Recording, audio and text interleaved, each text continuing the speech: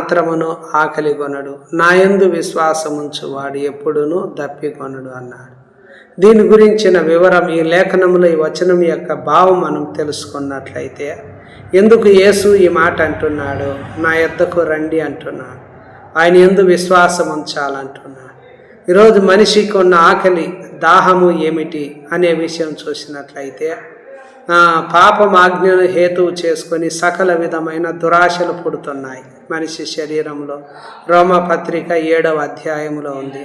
అదేవిధంగా చూసినప్పుడు ఎఫెసీ పత్రిక 2వ అధ్యాయంలో రాసినట్లు, తన చుట్టూ ఉన్న వాళ్ళందరితో కలిసి శరీరం యొక్క మనసు యొక్క కోరికలను నెరవేర్చుకుంటూ శరీరానికి ఉన్న ఆశలను అనుసరించి ప్రవర్తిస్తూ ఉన్నాడు అంటున్నాడు.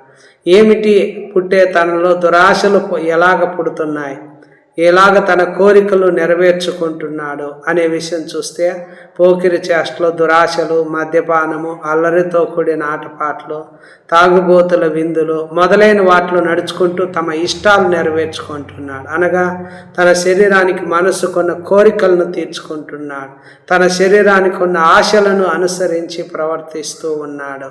కనుక అలాంటి దుర్వ్యాపారాలకు పోయి అంతా ఏం చేస్తున్నాడు, దాని కొరకు పరిగెత్తుతున్నాడు.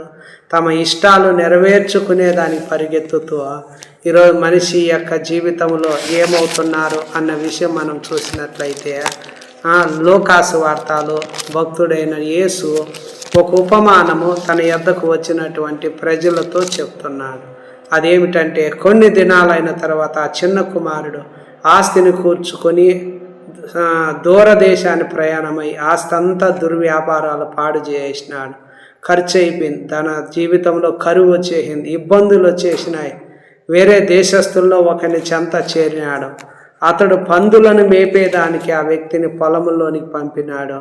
ఎవరు ఏమీ సహా ఈరోజు అనేక మంది అలాంటి వాటి కొరకు తమ ఇష్టాలు నెరవేర్చుకునేదానికి వెళ్ళి ఇలాంటి దుస్థితి, ఆ చిన్న కుమారుడు ఏ విధంగా ఆస్తి అంతా పాడు చేసుకునేసినాడు దుర్వ్యాపారాలకు. తన జీవితంలో ఖర్చు అయిపోయిన తర్వాత కరువు వచ్చింది, ఇబ్బందులు తన జీవితంలో ఎదుర్కొన్నారు. పందులను మేపేదాన్ని పొలంలోకి వెళ్ళినారు, ఎవ్వరూ సహాయం చేయలేని స్థితిలోకి వెళ్ళిపోయినాడు.